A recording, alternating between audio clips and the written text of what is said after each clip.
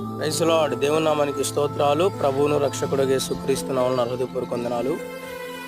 పరిశుద్ధ లేఖనాలు సెలవిస్తున్న మాట ఏంటంటే, యెహోవా కొరకు ఎదురు చూచువారు నూతన బలమును పొందెదరు అని.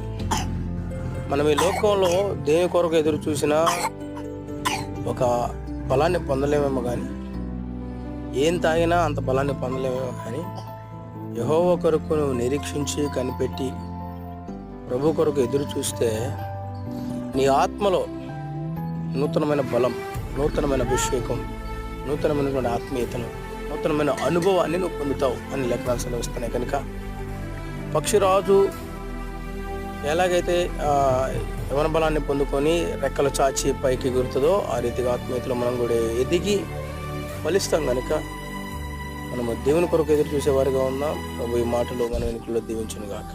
ఆమేన్.